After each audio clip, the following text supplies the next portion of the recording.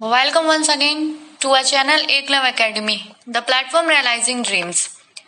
Day 7 की class हम लोग कंप्लीट कर चुके हैं। हमारा जो न्यू टॉपिक चल रहा है फर्स्ट क्लास एक उसकी हो चुकी है अल्फाबेट टेस्ट की। नेक्स्ट हम करने वाले हैं अल्फाबेट टेस्ट का। मैंने आपको 8 टाइप्स बताए थे टोटल कि मैं कवर कराऊंगी, जिसमें से हम 4 टाइप्स फर्स्ट क्लास में कंप्लीट कर चुके हैं।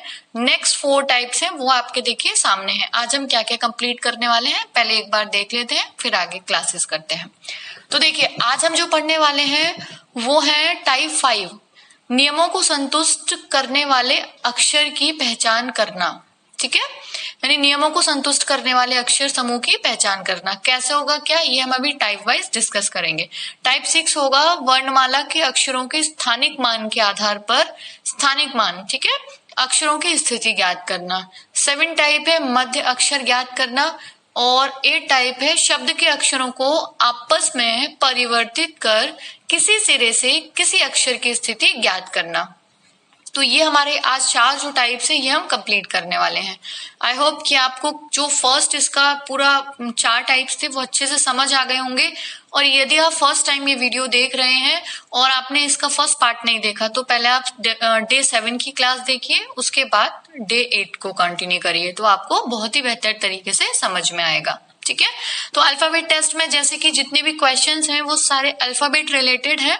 जो भी चीजें आ रही हैं वो लौट फिर के जो कंबाइंड हो रही हैं या कनेक्टेड हो रही हैं किससे है, अल्फाबेट से। ठीक है, तो बस हमें अल्फाबेट के को ही सेट करना सीखना है, कहाँ से कौन सा कितना किसको पलट दें, इसी तरीके के क्वेश्चंस हैं। ठीक है, तो हम चलिए देखते हैं 5th टाइप कौन सा है इसका। So the 5th type is this. ठीक है, चलिए तो सबसे पहले हम आए नियमों को संतुष्ट करने वाले अक्षर समूह की पहचान करना। ठीक है भाई, क्या होता है इसमें, देखिए नियमों को संतुष्ट करने वाले, सबसे पहले इस क्वेश्चन को देखने से पहले आप पहले इधर देखिए बेसिक सी चीज। देखिए नियम से मतलब है कि आपको एक कोई नियम दे दिया जाएगा। नियम से मतलब है कि मान लीजिए आपको बोल दिया कि भाई किसी एक पैटर्न में मैंने ए लिखा, ठीक है, सी लिखा, ई लिखा, जी लिखा, आई लिखा, तो एक नियम लग रहा है इसमें। नियम कौन सा, ए के बाद एक छोड़ के, यानी ए फर्स्ट पे आता है, ये 3rd पे, ये 5th पे, ये 7th पे, ये 9th पे। तो आप देख रहे होंगे क्या हो रहा है इसमें, एक नियम लग रहा है ना, एक नियम के तहत है, यानी इसमें एक का गैप है। ठीक है, तो इसी तरीके से कोई ना कोई हमें नियम दे रखा होगा कि कोई 2 अक्षरों को छोड़ के या कोई किसी के बराबर वाला अक्षर, कोई ना कोई नियम, तो हमें वही अक्षर समूह पहचानना है जो नियम हमें दिया है। वैसे भी मैं पहले ही बता चुकी हूँ, बहुत ज्यादा इसका कोई पर्टिकुलर एक बेसिक नहीं है, सबके अलग अलग टाइप के क्वेश्चन हम करते जा रहे हैं और वहीं की वहीं बेसिक्स हम समझते जा रहे हैं। क्वेश्चन देखते हैं क्या होगा। निम्नलिखित प्रश्न में एक श्रृंखला में आसन यानी सटीक पड़ोस में, ठीक है, आसन अक्षरों के बीच अक्षरों की बढ़ती हुई संख्या छोड़ी गई। निम्नलिखित में से कौन सी श्रृंखला इस नियम का पालन करती है। कल भी मैंने आपको एक चीज बताई थी कि अल्फाबेट टेस्ट में क्वेश्चंस सॉल्व करने में कुछ नहीं होता, बट कभी कभी उसकी लैंग्वेज इतनी कॉम्प्लिकेटेड सी लगती है कि समझ ही नहीं आता कि उसमें करना क्या है। तो इसकी लैंग्वेज आपको समझना बहुत ज्यादा मैटर करता है। तो देखिए इसमें क्या दे रखा है, निम्नलिखित प्रश्न में एक श्रृंखला में आसन अक्षरों के बीच अक्षरों की बढ़ती हुई संख्या छोड़ी गई है। ठीक है, आसन का मतलब है ये दोनों ये दोनों ये दोनों यानी बराबर वाले, उनकी एक बढ़ती हुई संख्या छोड़ी गई है। तो कौन सी श्रृंखला इस नियम का पालन करती है, बढ़ती हुई। तो देखिए क्या क्या है यहाँ पे, BGMTA एक ये है, ठीक है, एक है BGMSZ, BGMTB और BGLRY। तो देखिए बढ़ती हुई तो ये है, लेकिन कैसे है, अभी मैंने आपको बोला है, अगर आपने अभी तक इस जो डे 1 का लेक्चर है वो नहीं देखा तो आप इसके नंबर से याद करने के लिए डिस्क्रिप्शन लिंक में उसका लिंक मिलेगा डे 1 का, आप उस क्लास को कंप्लीट करिए तो आपको ये जो नंबर्स हैं ये बहुत अच्छे से रट जाएंगे। ठीक है, तो आप देखिए बी, और ये नंबर से बहुत जल्दी होगा, बी आता है 2 पे, ये 7 पे, ये 13 पे, ये 20 पे और ये 1 पे, फिर से 2, 7, 13, 19 और 26। ठीक है, तो 2, 7, 13, 20 और 2 और 2, 7, 12, 18 और 25। तो देखिए आपको बोला गया था कि आसन अक्षरों में एक श्रृंखला है बढ़ते हुए की, तो बढ़ते हुए की कितनी है, इसमें कितने हैं 5 का गैप, इसमें कितना है 7 और 6 13, इसमें कितना है 7 का गैप, और इसमें कितने का आ गया। देखिए 1 का क्या मतलब है, 1 का मतलब है कि जब Z पे कोई भी अल्फाबेट फिनिश हो जाता है मैं उसमें +1 करती हूँ, तो यानी क्या आ जाता है दोबारा से लौट के A। यानी अगर मैं बात करूं 27वें नंबर पे, 27वें नंबर पे क्या आता है A। ठीक है, तो आई होप आपको ये समझ आ गया होगा कि जैसे मैं अगर A में -1 करती हूँ तो Z पे पहुंचती हूँ, Z में +1 किया जाता है तो हम कहाँ पे पहुंचते हैं, A पे। ठीक है, चलिए तो इस श्रृंखला में क्या हुआ, 20 में 1 का मतलब है 26 तक, और फिर 1 तो कितना प्लस हुआ 7। तो देखिए 5 6 7 7, क्या ये श्रृंखला बनी भाई, या तो 5 6 7 8 होता, नहीं। नेक्स्ट में देखते हैं, इसमें क्या है 5 6 और इसमें कितना हो गया फिर 6 और फिर इसमें कितना हो गया 7। ठीक है, नेक्स्ट में देखते हैं, इसमें क्या हुआ 5 6 7 8। देखिए यहाँ क्या आया 8 का मतलब, देखिए यहाँ 5 6 7, यहाँ में 8 चाहिए था ना, तो यहाँ हम देख रहे हैं 2 आ गया ना, 2 का मतलब B, यानी 26 तक तो 6 ऐड हुए और 1 2, तो टोटल मिला के कितने ऐड हो गए 8। तो आंसर कौन सा हो गया, C।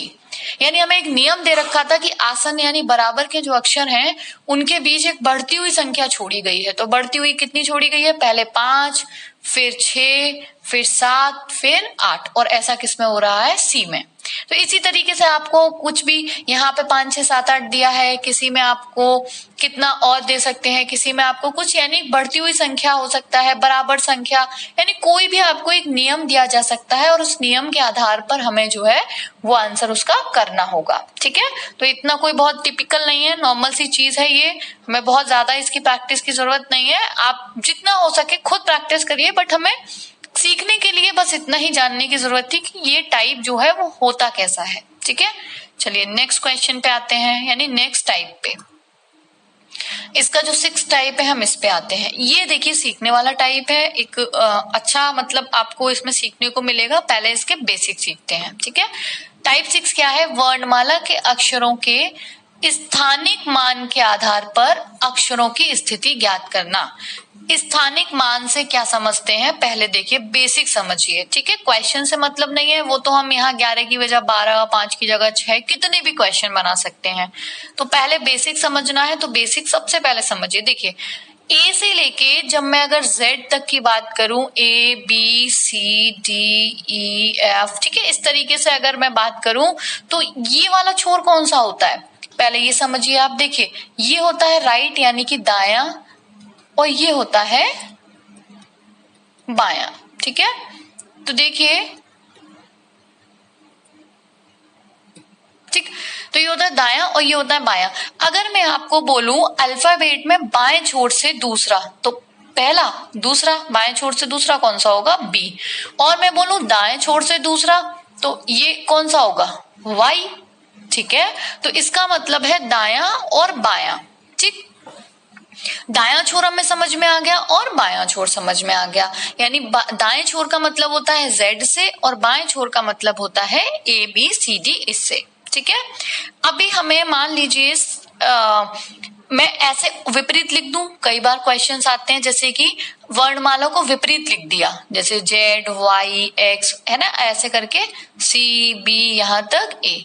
तो अभी क्या हो गया, ये छोड़ तो ये अभी भी दायां है और ये बायां है। तो अगर मुझे इस केस में दे दिया कि वर्णमाला को विपरीत क्रम में लिख दें तो बाएं से, ठीक है, या तो दाएं से, तो फिर बाएं से जेड वाला हो जाएगा, बाएं से दूसरा क्या होगा वाई, और दाएं से दूसरा क्या होगा बी। पहला कौन सा होगा, दाएं से ए और बाएं से कौन सा होगा जेड। तो सबसे पहले क्लियर हुआ, दाएं बाएं वर्णमाला को सीधे क्रम में लिखने में और विपरीत क्रम लिखने में हमारा क्या आंसर आना चाहिए। ठीक है, चलिए एक मैंने आपको फर्स्ट वाले जो क्लास थी उसमें एक चीज और बताई थी कि अगर मुझे जैसे मान लीजिए बोला जाए कि ये वर्णमाला लिखी हुई है, बाएं से सातवां कौन सा होगा, तो ऑब्वियस सी बात है बाएं से सातवां कौन सा होगा, बाएं से, यानी हमें अगर वर्णमाला सीधे लिखी है तो बाएं से पहला दूसरा तीसरा चौथा पांचवा और 26 तक सेम वही होगा जो लेटर्स आते हैं। जैसे कि अगर मैं बोलूं बाएं से 17वां कौन सा होगा, तो 17वां हमने ऐसे पढ़ा था, क्यू 7 पे 7 लटक रहा है तो क्यू आता है 17 पे, जी पे 7 लटकता है, जी आता है 7 पे, M3 की इमेज होती है, W भी 3 की इमेज होती है, तो ये आता है 13 पे, ये आता है 23 पे। इस तरीके से हमने नंबर्स पढ़े थे। तो बाएं छोर से अगर मुझसे पूछा जाएगा और वर्णमाला को नॉर्मल क्रम में लिखा हुआ है, तो बाएं क्रम से वही नंबर्स पे वही लेटर्स आएंगे जो नॉर्मल होते हैं। लेकिन यही मुझसे अपोजिट पूछ लिया जाए कि वर्णमाला में दाएं छोर से दूसरा, तो Y हो गया। अब मुझसे पूछा जाए दाएं छोर से पांचवा, तो देखिए इसको निकालने के दो क्रम होते हैं। अगर मुझे बोला गया दाएं छोर से पांचवा, तो देखिए सबसे इजी चीज होती है 27 में से मैं 5 घटा दूं। 27 में से 5 गए तो कितने बचे? 22, और 22 पे कितना आता है? V। तो अगर मुझे दाएं छोर से जानना है, ठीक है, तो मैं क्या करती हूँ, उसको 27 में से घटा के देख लेती हूँ, और 27 में से घटा के जो भी यहाँ पे डिजिट आएगा वो दाएं छोर से, अगर मुझसे दाएं छोर से पांचवा पूछा है तो मैंने क्या किया, 27 में से 5 घटा दिए, 22 आया। और 22 नंबर पे क्या होता है? V, यानी कि दाएं छोर से पांचवा क्या होता है? V। ठीक है, तो आई होप आपको ये सब चीजें समझ आई होंगी, दाया बाया, ठीक। और उल्टे से जब हमसे बाएं छोर से पूछा जाएगा तो ये सीधा, दाएं छोर से पूछा जाएगा अगर अभी, तो उसको 27 में से घटा देंगे। ठीक है, चलिए तो अब आगे क्वेश्चन पढ़ते हैं, किस तरीके का क्वेश्चन है और हम उसे किस तरीके से सॉल्व कर पाते हैं। उससे पहले जरा मैं इसको इरेज कर दूं ताकि हमारे पास स्पेस हो।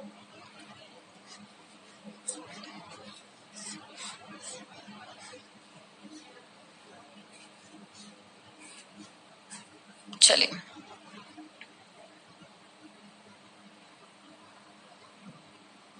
स्लो काम कर रहा है कुछ।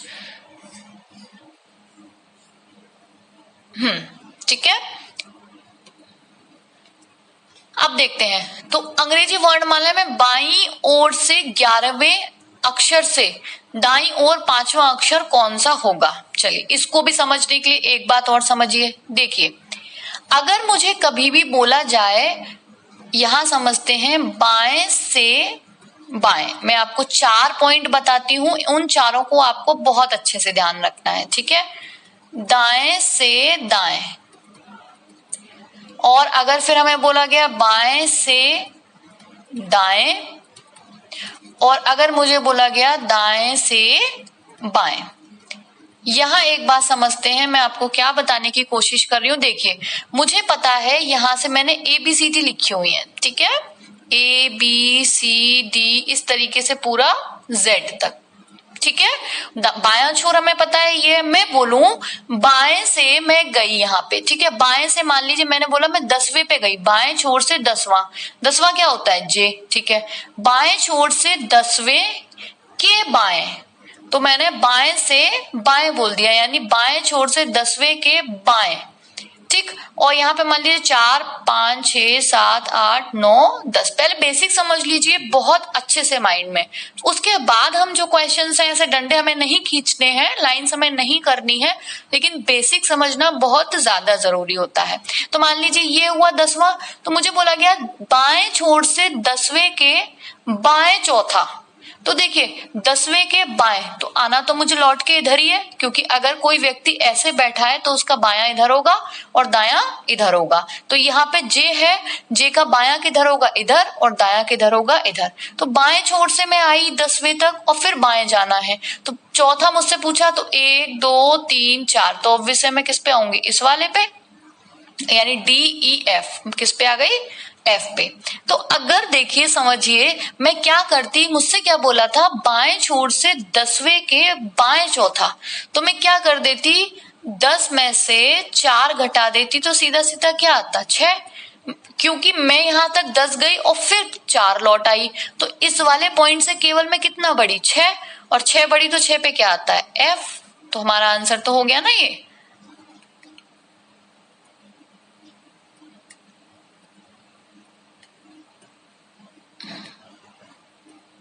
पता नहीं इरेज नहीं हो रहा, चलिए छोड़िए से। तो अब यहाँ पे दाएं से दाएं पे आते हैं। मान लीजिए मुझे बोला गया, मैं यहाँ पे भी छोटा सा आपको एग्जांपल देती हूँ, YXWVU, दाएं से पांचवा, तो 1 2 3 4 5, मान लीजिए V है, ठीक है, और उसके दाएं दूसरा, यानी दाएं छोर से 5वें अक्षर के दाएं दूसरा, तो मैं दाएं से आई यहां तक और उसी के दाएं पूछ लिया, तो दोबारा इधर ही जाऊंगी, पहला दूसरा, तो सीधा सीधा क्या हो गया हमारा x आया ना। तो यहां से मैं सीधा सीधा क्या करती, 5 में से कितना घटा देती, 2 घटा देती, तो मुझे केवल दाएं छोर से कौन सा बताना था, दाएं छोर से तीसरा बताना था, और दाएं छोर से तीसरा कौन सा है, x, तो आंसर क्या हो गया वहां पे x। ठीक है, चलिए, यानी यहाँ पे कॉन्सेप्ट निकल के आया कि अगर आपको स्थिति पूछी हो वर्णमाला में दाएं या बाएं से, तो अगर बाएं से बाएं बोला जाए तो माइनस करने के बाद, यानी बोला गया अगर बाएं 10वें से बाएं चौथा, तो हमें 10 में से 4 घटा के सीधा सीधा बाएं छोर से केवल छठा बताना है। दाएं छोर से 5वें के दूसरा, तो मुझे 5 में से 2 घटा देंगे, तो हमें क्या निकालना है, केवल 5 दाएं छोर से तीसरा। ठीक है, चलिए नेक्स्ट पे आते हैं, बाएं से दाएं। अब मैं बोलूं बाएं छोर से चौथा लेटर, ठीक है, डी हो गया, बाएं से चौथे लेटर के दाएं, तो बाएं से चौथे के दाएं तीसरा, तो अगर मैंने बोला बाएं से 1 2 3 4 चौथे लेटर के दाएं, तो 1 2 3 मैं कहाँ पहुंची, यहां पहुंच गई। तो यहाँ पे मुझे क्या करना था, 4 और 3 प्लस, क्योंकि और आगे बढ़ रहा है ना, टोटल सीधा सीधा मुझे 7वां बताना था, यानी मुझे बाएं छोर से कौन सा लेटर बताना है, 7वां। और यही चीज क्या होगी, मैं बोलूं भाई दाएं छोर से दूसरा, तो क्या हो गया y, और उसके बाएं दूसरा, तो कौन सा हो गया, इस छोर से चौथा ही तो बताना पड़ा, क्योंकि दाएं से दूसरा और उसके बाएं दूसरा, तो और आगे जाएंगे बाएं के लिए, तो टोटल मिला के इस वाले छोर से कौन सा बताना था, चौथा, तो दूसरा और दूसरा क्या हो गया यहाँ पे, चौथा। ठीक है, तो ये अच्छे से समझ में आ गया होगा, जब बाएं से बाएं करते हैं तो माइनस, दाएं से दाएं करते हैं तो माइनस, बाएं से दाएं या दाएं से बाएं करते हैं तो उसको प्लस कर देते हैं और डायरेक्टली वही लेटर बता देते हैं। ठीक है, चलिए यहां तक आपको क्लियर हो गया होगा। तो अब हम इस वाले जो क्वेश्चन है इसका हम सोल्यूशन करते हैं। ठीक है,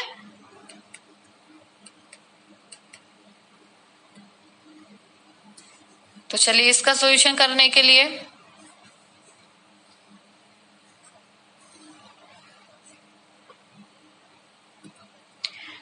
अंग्रेजी वर्णमाला में बाईं ओर से 11वें अक्षर, तो यहाँ पे देखिए बाईं ओर से 11वां, ठीक है, 11वें अक्षर के दाईं ओर, तो यहां समझ लेते हैं बाईं ओर का मतलब यहां से, और यहां से हम कहा जाएंगे 11 तक जाएंगे, जो भी होगा 11 लेटर, और फिर उसके दाएं और आगे जाएंगे ना। तो मैंने क्या बताया था, जब बाएं से दाएं या दाएं से बाएं हो तो सीधा सीधा जोड़ दो, कितना जोड़ा, 11 और 5 कितना हुआ, 16वां। इसका मतलब सवाल शुरू कहां से था, इस वाले छोर से, भाई बाएं ओर से तो शुरू था, तो मुझे बाईं ओर से कौन सा लेटर बताना है, 16वां। और जब हमें बाईं ओर से 16वां लेटर बताना है, तो बाईं ओर से तो हमें पता है ना, सीधा सीधा ABCD, 16वां क्या होता है, P। ठीक है, तो आंसर क्या हो जाएगा यहाँ पे, P। तो अभी आपको जितने भी बेसिक्स थे इसके वो मैंने बता दिए, बाएं से बाएं, दाएं से दाएं, दाएं से बाएं, बाएं से दाएं में कहाँ प्लस करना है, कहाँ माइनस करना है। सीधा बाएं छोर से पूछा है तो लेटर बता देना है, दाएं छोर से अगर 10वां 5वां 7वां कुछ भी पूछा है तो उसे 27 में से घटा के बताना है। ठीक है, तो यहाँ तक बेसिक कॉन्सेप्ट हमारे क्लियर हो गए हैं। अभी हम नेक्स्ट इसके कोई क्वेश्चन पे आते हैं और उसको सॉल्व करने की कोशिश करते हैं। ठीक है,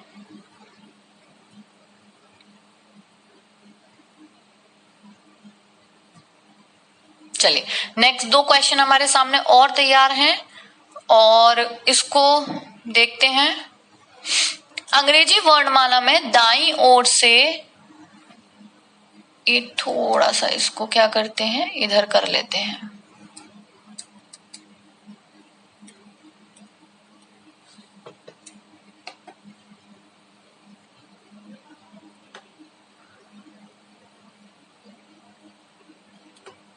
चलिए अब पढ़ते हैं। अंग्रेजी वर्णमाला में दाईं ओर से 19वें अक्षर के दाईं ओर 7वां अक्षर कौन सा होगा। तो देखिए दोनों क्या है, दाईं और दाएं, तो जब मैंने दाएं और दाएं बताया था तो क्या होगा, सीधा सीधा हमें लाइन नहीं खींचनी है, 19 और 7 को प्लस करना है। ठीक है, 19 और 7 को जब हम प्लस करेंगे तो कितना आएगा, 26। इसका मतलब देखिए, मैं आपको बेसिक भी समझा देती हूँ, लेकिन हमें आंसर जब करना है वो ऐसे करना है। यानी दाएं छोर से मुझे क्या बोला, ये है दायां छोर, यहां से मुझे दाएं से दाएं था ना, तो प्लस नहीं होगा, दाएं से दाएं में माइनस होगा। ठीक है, तो दाएं छोर से हमें आना था 19 पे। मान लीजिए यहाँ कोई सा भी लेटर है, हमें नहीं पता कौन सा, फिर 19 में हमने बोला दाएं 19 अक्षर के दाईं ओर 7वां, तो फिर से हम इधर लौटेंगे, तो 19वें लेटर तक आए और फिर कितने और लौट गए, 7 और लौट गए। तो यहां से 19 में से 7 गए, इसको इरेज कर देते हैं हम, गलत हो चुका है ये।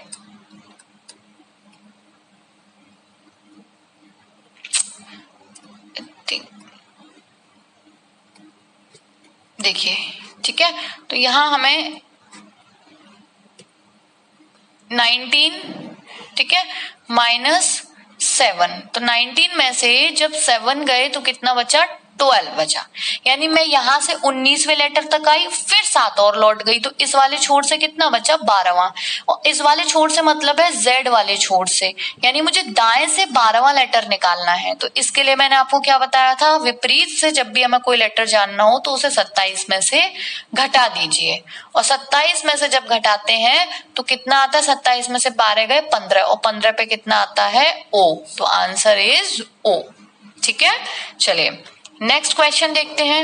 यदि अंग्रेजी वर्णमाला को, देखिए यहाँ क्या आ गया, विपरीत क्रम में लिखा जाए, यानी विपरीत क्रम का मतलब है Z, Y, X, और इस तरीके से ये ऐसे लिखा जाए। ठीक है, तो बाएं से 12वें, मान लीजिए बाएं छोर ये वाला है, मैं यहां से 12वें तक गई, मुझे नहीं पता कौन सा लेटर है, 12वें तक गई, ठीक है भाई, 12वें अक्षर के बाएं 7वां, तो मैं इस वाले छोर से कहां गई, इस वाले छोर से 12 तक गई, फिर बाएं लौटी तो 7वें पे लौटी, तो 12 में से 7 गए, तो कितना बचा, 5।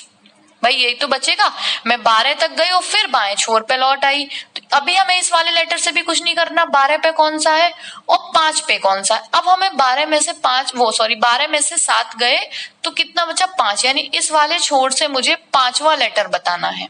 ठीक है, तो अभी एक छोर कौन सा है, विपरीत, यानी कि पीछे की तरफ से, Z की तरफ से 5वां बताना है, तो क्या करना होगा, 27 में से 5 गए तो 22 बचे, और 22 पे क्या आता है, V, तो आंसर इसका क्या हो गया, V। ठीक, आई होप आपको ये बहुत अच्छे से समझ आ गया होगा। विपरीत छोर, दाएं बाएं, बाएं से बाएं, सब कुछ चीज है, प्रैक्टिस करिए, जितनी प्रैक्टिस करेंगे उतनी चीजें शार्प होंगी और जो टाइम होगा वो कम से कम लगेगा। ठीक है, चलिए नेक्स्ट पे आते हैं। 6 टाइप हो गया ना हमारा, चलिए 7 टाइप पे आते हैं हम। मध्य अक्षर ज्ञात करना। देखिए ये क्या है मध्य अक्षर, मैं आपको समझाती हूं। अगर मैं आपको बोलूं मध्य अक्षर में कि भाई ए से, मतलब ए और आई के बीच में कौन सा लेटर होगा, तो पहले मैं लिख के बताती हूँ आपको, A B C D E F G H I, इन दोनों के बिल्कुल मध्य में कौन सा होगा, ए और आई। तो 1 2 3 4 5 6 7 8 9 लेटर हैं। ठीक है, और जब 9 लेटर हैं तो 9 लेटर में बीच में बिल्कुल कौन सा होगा, 9 लेटर में से 1 2 3 4 इधर होंगे, देखिए 4 इधर होंगे, 4 इधर होंगे, और जो बीच वाला है वो क्या है, ई। ठीक है, तो ए और आई के बीच में अगर हमसे पूछा जाएगा तो क्या आता है, ई। ठीक, चलिए भाई यहां तक तो समझ आ गया। अब इसको हमें ऐसे, अभी मान लीजिए मुझे पूछ लिया गया भाई ए से बताइए वाई तक के बीच में, तो क्या मैं ये लिखती थोड़ी ना रहूंगी।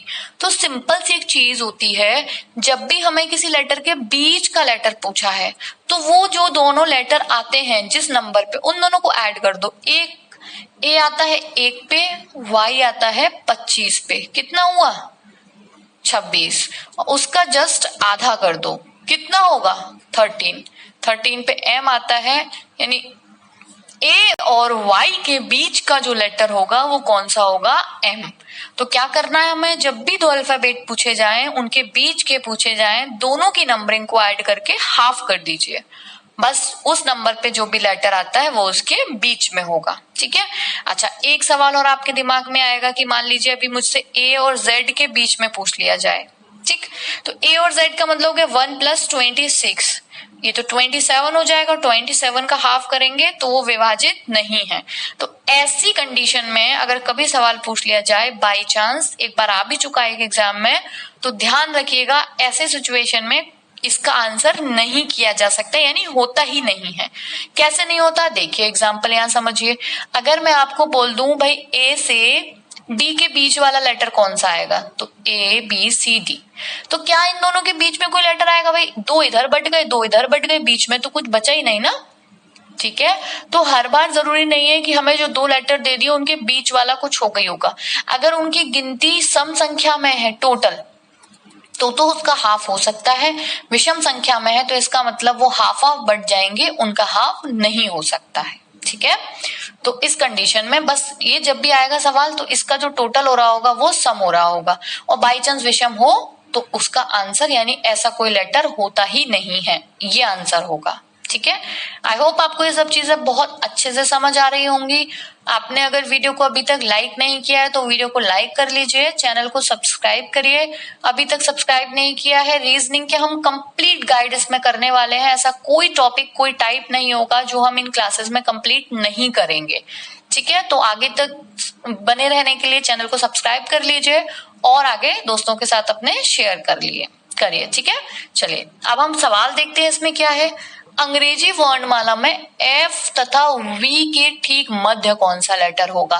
कुछ भी नहीं करना, F आता है 6 पे, B आता है 22 पे, 22 और 6 28, 28 का आधा कितना, सॉरी 28 का आधा कितना होता है 14, और 14 पे क्या आता है N, तो आंसर क्या हो गया N। ठीक है, तो बस इतना सा करना था मध्य अक्षर ज्ञात करने के लिए। अब इसके मैं कितने भी एग्जाम्पल ले लूं, मान लीजिए मैं आपको बोल दूं कि बताइए भाई ई और वाई के बीच में कौन सा लेटर आएगा, तो ई और वाई के बीच में ई आता है 5 पे, ये आता है 25 पे, तो 25 और 5 कितने हो गए 30, 30 का आधा कर दो कितना आएगा 15, और 15 पे क्या आता है ओ। ठीक है, तो बस इस तरीके से हमें आंसर कर देना है। ठीक, और लास्ट और फाइनल टाइप इस जो चैप्टर का रह गया 8 टाइप, वो भी देख लेते हैं हम। चलिए, क्या है ये? शब्द के अक्षरों को आपस में परिवर्तित कर किसी सिरे से किसी अक्षर की स्थिति ज्ञात करना। तो शब्द के अक्षरों को देखिए यहाँ क्या करना है, किसी भी लेटर को आपस में परिवर्तित कर देंगे किसी भी, और उससे बस, और हमें क्या कर लेना है उसका आंसर कर देना है। ठीक, कैसे करना है ये समझते हैं। थोड़ा सा इसको हम इधर ले लें।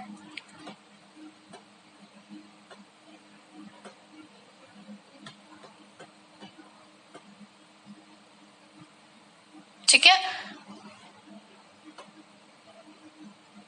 चलिए शब्द के अक्षरों को आपस में कैसे है ये देखिए। आपस में जैसे अगर मैं कोई भी वर्ड बोल दूं, जैसे मैं अभी आपको मान लीजिए प्रोडक्ट वर्ड बोल दिया, ठीक है, तो अभी मैं बोल दूं कि पहले 3 लेटर्स को उल्टे क्रम में लिख दो, आखिर 3 लेटर को, बीच वाले को वैसे ही रहने दो। तो पहले 3 लेटर को मैं लिख दूंगी उल्टे क्रम में, तो ORP, डी बीच का, फिर बाद की भी 3 लेटर को लिखना है तो TCU, भाई यही तो होगा। फिर मुझसे पूछ लिया जाए तो बताइए भाई बाएं से चौथा कौन सा होगा, तो चौथा तो वैसे भी D रहा, या दाएं से तीसरा कौन सा होगा, तो कौन सा हो गया T हो गया। ठीक है, कुछ भी पूछा जा सकता है, बहुत सिंपल सी चीजें हैं। किसी भी लेटर को किसी से चेंज करा दिया, पहले से, दूसरे से, आगे वाले से, पीछे वाले से, कैसे भी, वो तो हमें जो क्वेश्चन में दिया जाएगा हमें वही फॉलो करना होगा। ठीक है, कोई ऐसा कोई बेसिक मेथड नहीं है जो हमें सीखना हो। पढ़ते हैं सवाल को किस तरीके का है। यदि शब्द यूनिवर्सल के पहले 3 अक्षर उल्टे क्रम में लिखे जाएं और फिर अगले 3 उल्टे क्रम में लिखे जाएं और इस प्रकार अगले 3 अक्षर उल्टे क्रम में लिखे जाएं, तो उस क्रम में 7वां अक्षर कौन सा होगा। तो देखिए पहले के 3 उल्टे क्रम में, फिर 3 उल्टे क्रम में। तो अभी आप बताइए कितना इजी सी चीज है। क्या हमें सब पलटने की जरूरत है? नहीं। इनको पलटेंगे तो स्टार्टिंग के 3 रहेंगे तो इन्हीं में से, इनको पलटेंगे तो स्टार्टिंग के 3 रहेंगे तो इन्हीं में से, तो 6 तो यही हो गए। 7वां इन तीनों में से होगा। इन तीनों में से जब इनको पलटेंगे तो इधर क्या आएगा? एल आ जाएगा। भाई 1 2 3 मान लीजिए यहाँ आ गया। देखिए मैं आपको लिख के भी बता दूं, आई, ठीक है, हमने पलट दिया तो INU, फिर REV और LAS। तो 1 2 3 4 5 6 तक तो यही रहा, 7वां ये हो गया। आंसर क्या आ गया? L। ठीक है, तो आई होप कि आपको ये सारे जितने भी 4 टाइप्स हमने 2 लेक्चर में कवर किए हैं बहुत अच्छे से क्लियर हुए होंगे। बाकी के 2 चैप्टर हम कंप्लीट कर चुके थे ऑलरेडी। अब ये 3rd चैप्टर हमारा कंप्लीट हुआ, अल्फाबेट टेस्ट। आई होप कि आपको इन जितने भी हमारे चैप्टर वाइज चल रहे हैं सीरीज, उसमें कोई भी प्रॉब्लम नहीं आ रही होगी। और अगर आपको कहीं कोई डाउट है, कुछ गलत लगता है, किसी भी तरीके का कोई एरर लगता है तो आप कमेंट बॉक्स में कमेंट करिए, मैं उसका रिप्लाई आपको बिल्कुल ही जल्द से जल्द करने की कोशिश करूंगी। ठीक है, तो नेक्स्ट जल्द ही मिलते हैं नेक्स्ट वीडियो में, नेक्स्ट नए टॉपिक के साथ, किसी इंटरेस्टिंग और प्रैक्टिस सेट की वीडियो के साथ। तब तक के लिए आप प्रैक्टिस करते रहिए। इस चैप्टर से जुड़े जितने भी सवाल आपके पास प्रैक्टिस सेट्स में, बुक्स में हैं, उन सबको लगाइए। कहीं भी कोई लगता है कि आप उसको सॉल्व नहीं कर पा रहे हैं तो भी आप उसको कमेंट बॉक्स में या मुझे ईमेल करके बता सकते हैं। ठीक है, ईमेल जो एड्रेस है वो भी नीचे मैं आपको मेंशन कर दूंगी। बाकी आप टेलीग्राम चैनल से भी जुड़ जाइए, उसका लिंक भी डिस्क्रिप्शन में दे देती हूँ नीचे में। तो डिस्क्रिप्शन लिंक से आप डिस्क्रिप्शन में जाके सब लिंक ले सकते हैं और आप हर तरफ से एकलव्य एकेडमी कासगंज से जुड़ सकते हैं पूरी रीजनिंग के कंप्लीट गाइड के लिए। So thanks for watching this video. जल्द ही मिलते हैं नेक्स्ट वीडियो में नेक्स्ट नए टॉपिक के साथ। Thanks again.